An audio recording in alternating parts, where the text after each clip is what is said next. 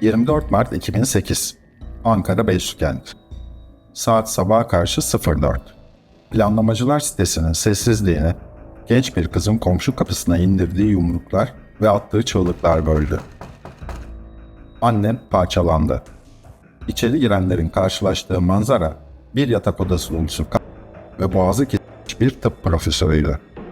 Mutfak masasında ise birkaç saat önce karşılıklı oturulup yenmiş bir simit, bir laptop, ceza hukuku ders notları durmaktaydı. Türkiye, eğitimli, prestijli ve elit bir ailenin kendi içinden çıkan bu soğuk vahşetle sarsanlar derin bir sessizliğe gömüldü. Çünkü katil, o ceza hukuku notlarını tutan öz kızından başkası değildi.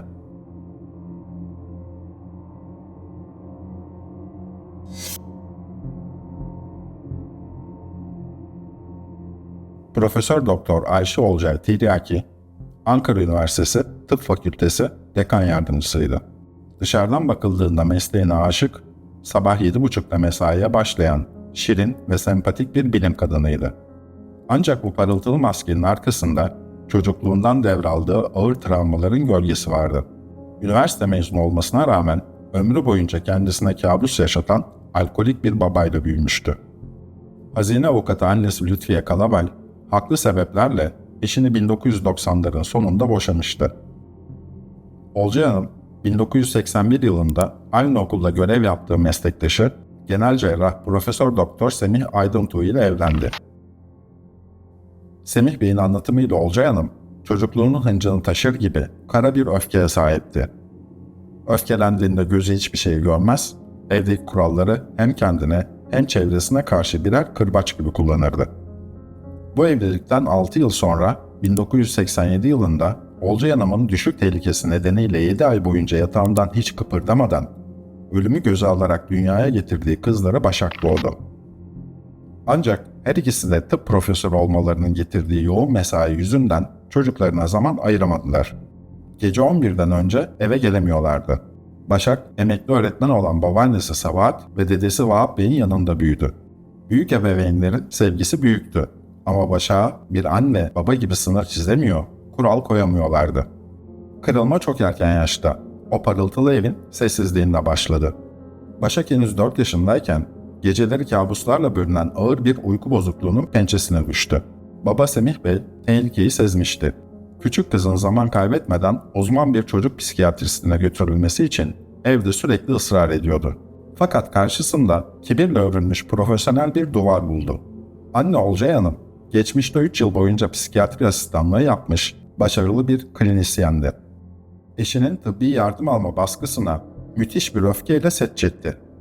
"Sen benim kızımı damgalamak mı istiyorsun?"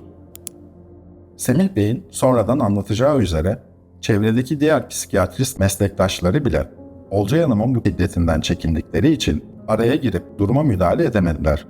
Başak daha 4 yaşında yalnız bırakıldı.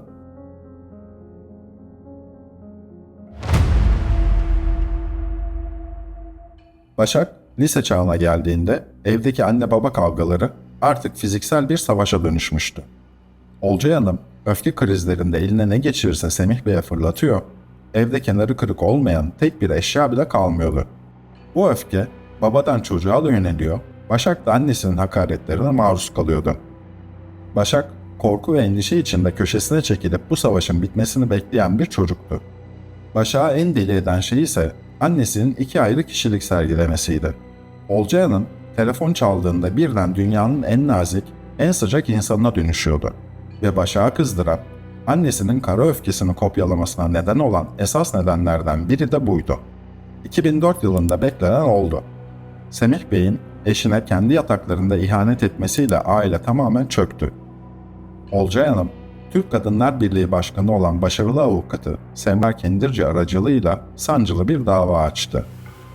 Beysükent'teki 4 katlı villayı ve yüklü bir tazminatı alarak Semih Bey'i maddi manevi sıfırladı. 2005 yılında gerçekleşen bu boşanma, çiftin arasında ömür boyu sürecek telafisiz bir kin doğurdu. Başak bu dönemde anne ve babasını birbirine karşı kullanmayı, kutuplar arasında hayatta kalmayı öğrendi. TED Koleji'nde lise 2'ye kadar çok başarılı bir öğrenciyken derslerini tamamen boşladı. Aile tam bir kabile savaşına girmişti ve Başak hangi eve gitse bir diğerinin nefretini dinliyordu. Babaannesi anne Olcay Hanım'ı kongre kongre gezip kızına annelik etmeyi becerememekle suçluyor.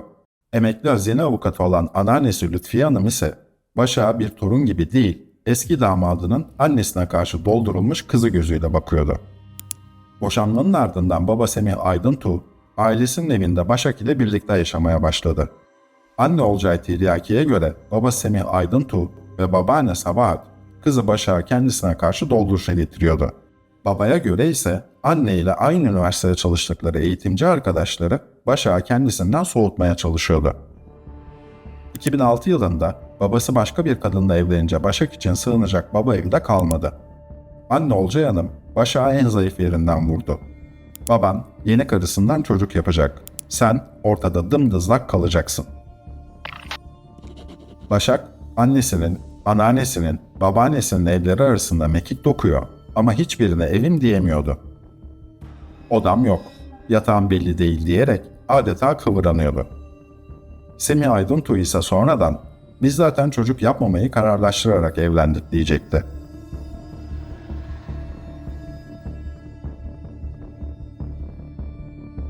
Bilkent Üniversitesi Hukuk Fakültesini kazandığında Başak artık gerçeklikten tamamen kopmuş bir durumdaydı.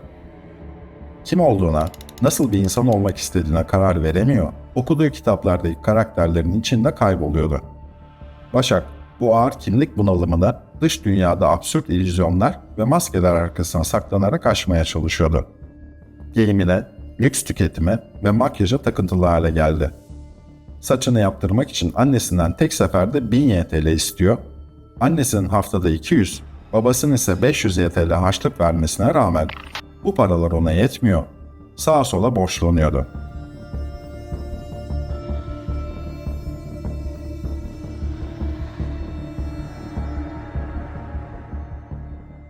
Bu kontrolsüz harcamaların, yalanların ve aradığı şefkatin son adresi ise Tunalı İlmi Caddesi'ndeki bir tarot merkezi olacaktı. Öyle ki ailesinden bolca para alan genç kız en son dert ortağı yaptığı falcısından bile borç para istemişti. Cinayetten önceki son perşembe gününde dahil olmak üzere buraya sık sık uğrar, fal baktırmasa bile saatlerce oturup çay kahve içerdi.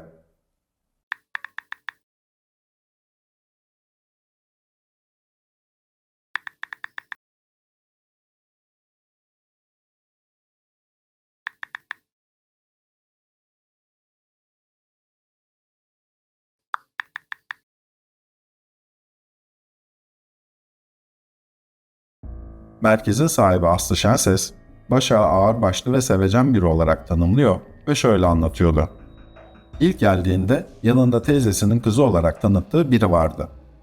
Bana döndü ve kuzenlerim ikiz ama aralarında 4 ay var dedi.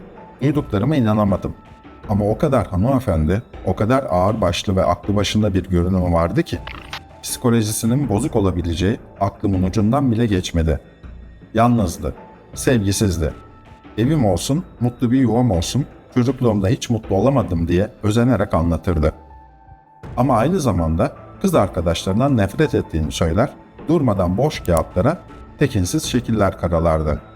Saçlarının tamamen doğal olduğunu iddia ediyordu. Ama bir gün kafasını ovarken elime kaynak etleri geldi. Hani kendi saçında deyince yüzüme boş boş baktı. Sustu. Bana keşke benim annem sen olsaydın derdi. Sonra da annesini çok sevdiğini söyler, çok çalışıyor. Çözülemeyen hastalıkları olanları ona gönderiyorlar. Çok zor para kazanıyor derdi. Babasının ise muayenehanede 2 dakikada 250 YTL'yi cebine koyduğunu anlatırdı. Ben o dönem eşimden aldatılma sebebiyle ayrılmak üzereydim. 16 yaşındaki oğlum eşimde kalıyordu. Bir gün oğlum ağlayarak arayınca Başak da duygulandı ve bana içini döktü. Oğlunun yanına git. Hatta birlikte gidelim. Annemle babam da sizin gibi ayrıydı. Babamla Bodrum'a tatile gittik. Babam bir kadın getirip sevgilim diye tanıttı. O an bana ne oldu hatırlamıyorum. O günden sonra içime kapandım. Psikolojim bozuldu dedi. Sonra bana annesinin avukatını önerdi. En iyi avukat bu. Başkasına gitme. Eşin istediği kadar param yok desin. Bu avukat öyle bir alır ki. Annem çatır çatır aldı. Çok da haklıydı dedi. Çantasında sürekli vodka taşırdı. Ağır antidepresanlar kullanıyordu, hatta bazen bize de verirdi. Gözümün önünde çantasından çıkardığı vodka ile birlikte 8-9 tane antidepresan yuttuğuna şahit oldum. Cinayetten sonra babasıyla telefonda konuşurken bu ilaç krizlerini anlattı. Semih Bey hiç şaşırmadı. O 12 dedi. Bu ilaçların etkisiyle hayal dünyasında yaşardı. Bir gün panik içinde içeri daldı. Makyaj yapmadım, kimse beni görmesin diyerek hızla arkaya kaçıp makyaj yaptı. Yalanlarının sınırı yoktu. Acun Bey'in yarışmasına başvurmuştum. Güya bir arkadaşı Acun'un annesiyle aynı apartmanda oturuyordu. Ona torpil yaptıracaktı. Telefonda bağırıp çağırıyordu. Oysa Acun'un annesi yıllar önce ölmüş. Bunu sonradan öğrendim. Saplantılı olduğu, onu terk eden avukat bir sevgilisi vardı. Onunla evlenmek için bakire kaldığını söylerdi. Babası sonradan bana, o avukat bunu alır mı? Psikolojisinin bozuk olduğunu anladığı için bıraktı dedi. Bir gün babasının ona maneviyattan uzak kaldığın için, Kur'an okumadığın için bu kadar hırçınsın dediğini söyledi. Beni menzile götürün, gidip dua etmek istiyorum diye yalvardı. Araştırdık. Alkolü, maddeyi bıraktıran bir yermiş. Benim ortağım çok içiyordu. Oğlum da bağımlıydı. Başak da alkollü ilaç alıyordu. Hep beraber gidelim dedik. Araba ve şoför kiralayacaktık. Ama tam yola çıkacakken Başak ağzındaki baklayı çıkardı. Adıyaman'dan sonra eski sevgilimin Van'daki köyüne gidelim dedi. Amacının dua etmek değil, çocuğun peşinden gitmek olduğunu anlayınca oyuna geldiğimizi fark ettik. Onu oyalayıp yolculuktan vazgeçtik. Çok para harcıyordu. Cinayetten sonra babasına borcunu söylediğimde Semih Bey sadece sizi de dolandırmış diyebildi. Tunalı İlmi Caddesi'ndeki o fal merkezinde içilen son kahveler, yutulan o son ağır doz antidepresanlar ve engellenen Van yolculuğu, Başak'ın illüzyonlar dünyasının sonuydu. Cebinde falcısından aldığı borç paralarla merkezden çıkan genç kız, zihnindeki tamamen kararmış gerçeklikle Beysu kentteki o eve, yani cinayet gecesine doğru yürümekteydi.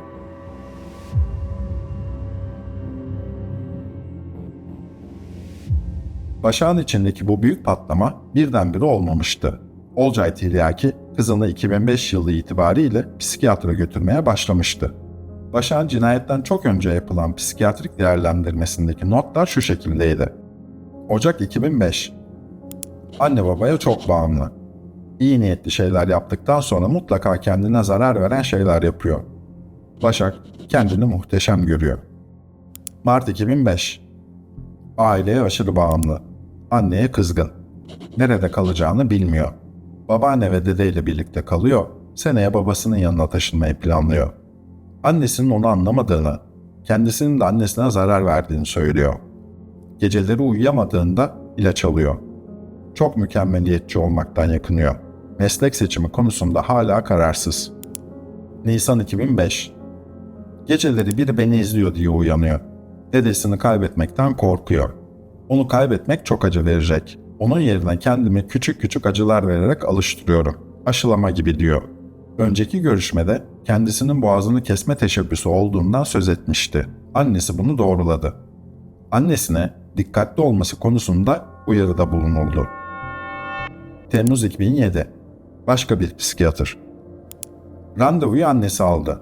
Başak, annesinin onun vurdum duymaz olduğunu düşündüğü için randevu aldığını söyledi. Bir hafta kadar önce annesiyle kavga etmiş. Evden çıkıp arabayla İstanbul'a gitme girişimi olmuş. Babanın haberi olmasıyla yoldan geri dönmüş. Biriyle birlikte ama onu sevmiyor. Aradığı şey dostluk, yakınlık ve birinin onunla ilgilendiğini hissetmek. Antidepresanını aniden kestikten sonra annesiyle tartışmış ve onun üstüne saldırmış. Tanı.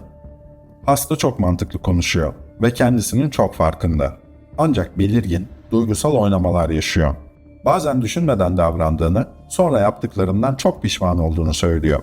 Durup dururken öfke krizleri yaşıyorum. Sevdiğim şeylere zarar veriyorum. Sevdiğim insanlara bağırıyorum. Sonra da üzülüyorum şeklinde konuşuyor. 2007 son görüşme. Kendisinin nasıl bir insan olmak istediğiyle ilgili belirgin bir kafa karışıklığı var.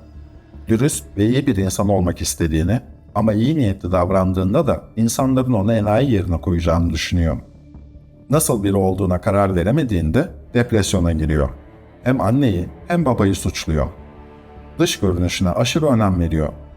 Bundan sonraki görüşmelere hasta gelmedi. Telefonla arandığında yanıt alınamadı. Klinik kayıtların ötesinde anneanne Naciye Kalabay'a göre anne kız arasındaki kavgaların temel sebebi erkek arkadaştı. Kalabay durumu annesi razı olmadığı için araları açılıyordu diyerek aktarmıştı. Yakın bir aile dostunun beyanına göre somut kırılma Olcay Tiryaki'nin şehir dışı seminerinden eve erken dönmesiyle yaşandı.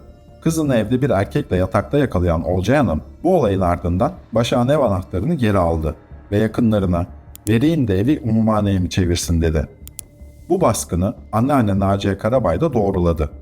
Dostları Olcay Hanım'ı can güvenliği gerekçesiyle Başak'ı eve almaması için uyardığında ise "Gecenin bir saati kapıma gelen kızımı nasıl içeri almayayım?" yanıtını verdi. Başak'ın şiddet eğilimi dış dünyaya sızmaya başlamıştı. Sınıf arkadaşı Burcu'nun anlatımına göre Başak evde beslediği kedisini boğarak öldürmüş, çevresine ise olayı "severken fazla sıktım, o yüzden öldü" şeklinde anlatmıştı. Evdeki hizmetli Asiye L ise cinayetten bir yıl önce yukarı kattan gelen çığlıklar üzerine odaya daldığında dehşete düşmüştü. Başak öz annesinin üzerine çıkmış, profesör kadının boğazının nefesi kesilinceye kadar sıkıyordu. Hizmetçi araya girerek kadını ölümden zor kurtarmıştı. Anne Olcay Tiryaki yaklaşan sonunu hissediyordu. Gözyaşları içinde arkadaşlarına içini döküyor. Kızının 2 yıldır kendisine "Seni öldüreceğim, bütün malların bana kalacak" diye tehdit ettiğini anlatıyordu. Çaresizlik içinde kan donduran şu cümleyi kurmuştu: "Şu terastan kendimi atıp öleyim de bari kızım benim yüzümden hapse girmesin." Planlamacılar sitesi sakinleri de durumun farkındaydı. Bir komşusu sonradan "Hep korkuyordum, bu kız Olcay Hoca'yı bir gün merdivenlerden iter diye endişeleniyordum" itirafında bulunacaktı.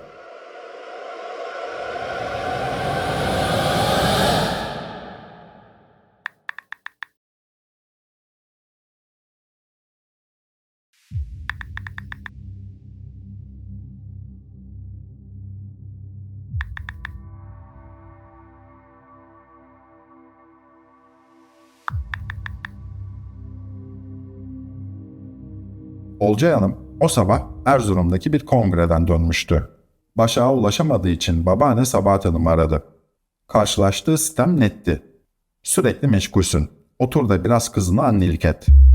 Babaannenin iddiasına göre bu eleştiriye öfkelenen Olcay Hanım eski kayınvalidesine "bu" diyerek telefonu suratına kapattı. Bu anlık patlama aile içindeki kopuşum ve biriken nefretin boyutunu gösteren en somut örnekti. O günün akşamında yaşanacak vahşetin de habercisiydi.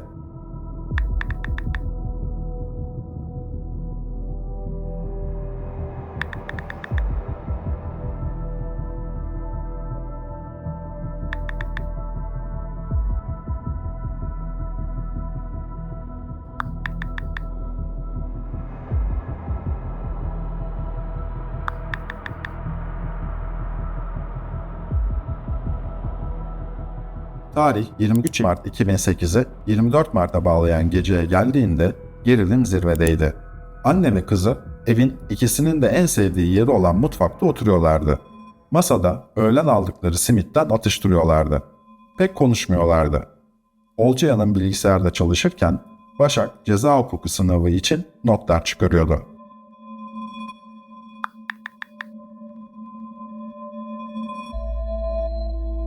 Son 2 yıldır olağan hale gelen o tartışma başladı. Olcay Hanım kızını sorumsuzlukla, çok para harcamakla suçladı. "Sorumsuzsun, çalışmıyorsun, nerelerde kimlerle gezip tozuyorsun?" Başak 2 gündür okulun kütüphanesinden çıkmıyorum, bana iftira atma diye bağırdı. Olcay Hanım'ın son sözleri Başak'ın zihnindeki tüm şalterleri indirdi. "Yine kimin koynundan geliyorsun? Otur ders çalış gerizekalı. Sen açık öğretimi bile bitiremezsin." Başak, lisede gözlüklü bir kız olduğu dönemden beri annesi ve anneannesinin kendisine "Şimdi hiçbir şey yapmıyorsun ama sen de baban gibi, babaannen gibi olacaksın" dediklerini, evde annesinden ve anneannesinden sürekli Arnavut orospu hakaretini işittiğini, o gecede benzer sözler sarf edildiğini belirtti. Olcay Hanım uyumak için odasına çekildi. Başak'ın içindeki öfke dinmiyordu. Mutfaktan et kesmek için kullanılan keskin bıçağı aldı.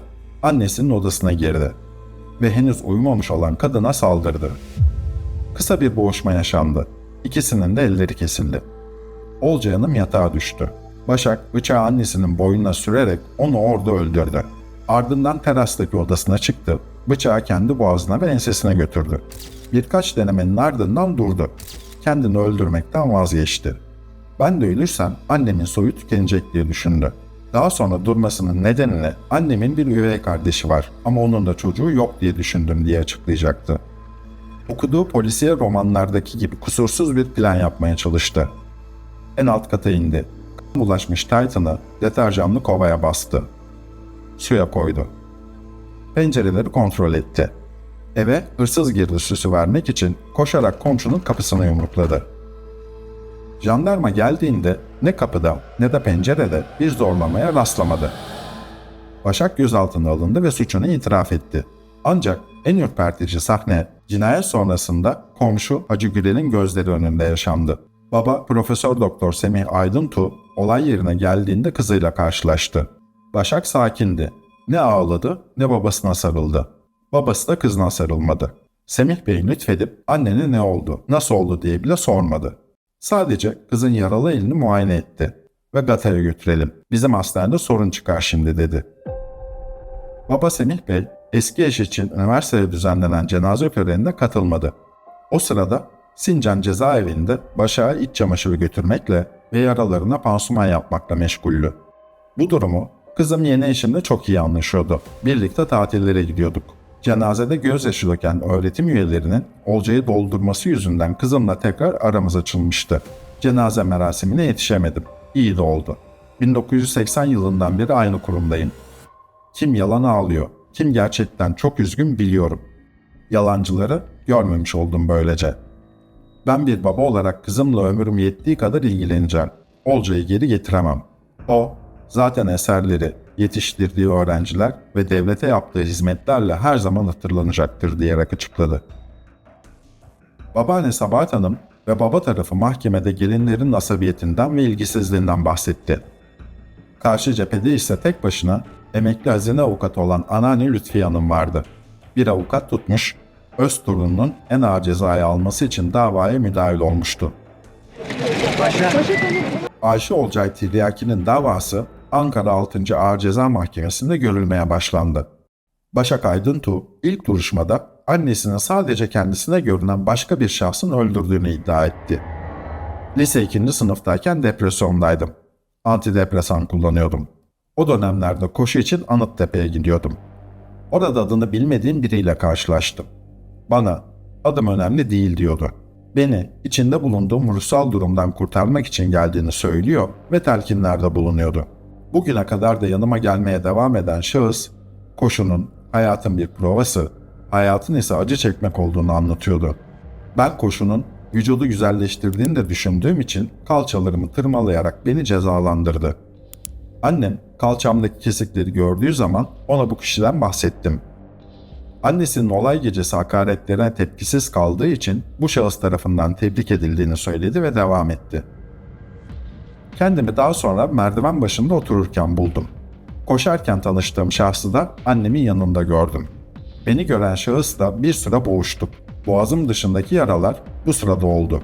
Ama şahıs bana zarar vermek istemedi. Gördüklerimin ardından yaşayamayacağımı ve ölmek istediğimi söyleyince bu şahıs bana rahatlamak için ne istiyorsan yap dedi. Ve intihar etmem için bıçak verdi. Bıçakla boğazımı kesmeye çalıştım ama derine batıramadım. Kan görünce yapamayacağımı anladım. Ardından banyoya giderek dua etmeye başladım. Bu şahıs bugüne kadar beni 4 kere cezalandırdı. Sonuncusunu da annemi öldürerek yaptı. İstanbul Adli Tıp Kurumu 4. İhtisas Dairesi Başkanlığından mahkemeye gelen raporda Başak Aydıntuğ'un cezai ehliyetinin bulunduğu ve akıl sağlığının yerinde olduğu kaydedildi. Duruşma savcısı sanığın annesini hunharca ve kasten öldürdüğünü belirterek ağırlaştırılmış müebbet talep etti. Savunma avukatlarının olaydan önce kullanılan antidepresan ilaçların saldırganlık ve öfkeye yol açma ihtimalinin araştırılması yönündeki talebi mahkeme heyeti tarafından reddedildi. Ankara 6. Ağır Ceza Mahkemesi'ndeki karar duruşmasında 17 sayfalık yazılı savunma veren Başak Aydıntuğ, cezaevinde geçmişini gözden geçirme imkanı bulduğunu, annesiyle ne yaşanırsa yaşansın onu sevdiğini ve olaydan kendisinin sorumlu olduğunu söyledi. Aydıntuğ'un son sözleri tutanağa aynen şu şekilde geçti. Temeli sağlam bir ev olmak istiyordum. Beni gökdelen olmaya zorladılar. Görünürde 3 evin tek kızıydım. Ama bir tane bile yuvam diyebileceğim evim olmadı. Böylece iki arada bir derede kıvrandım durdum. Şimdi bütün hayatım boyunca vicdanlı davranmış olmanın cezasını çekiyorum. Çok pişmanım. Mahkeme heyeti, Başak Aydıntuğ'u annesini kasten öldürdüğü gerekçesiyle önce ağırlaştırılmış ömür boyu hapis cezasına çarptırdı. Sanığın duruşmalardaki iyi hali göz önünde bulundurularak ceza ömür boyu hapis cezasına çevrildi.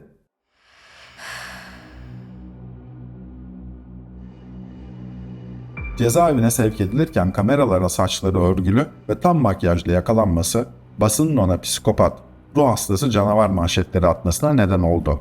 Oysa o makyaj onun dış dünyaya karşı yıllardır ördüğü şizoid duvarın o korkunç illüzyonlar dünyasının son parçasıydı. Başak Aydıntuğ, Sincan cezaevine girdikten sonra dışarısı ile içerisi arasındaki o korkunç uçurumu basına gönderdiği mektupta şu çarpıcı sözlerle anlatacaktı. Ne tuhaftır ki ilk günler cezaevi bana cennet gibi geldi. Kendimi hiç olmadığım kadar özgür hissettim. Rahatladığım, zincirlerimden kurtulduğum duygusunu yaşadım. Ben tek çocuktum ve her şeye tek başına katlanmak zorundaydım.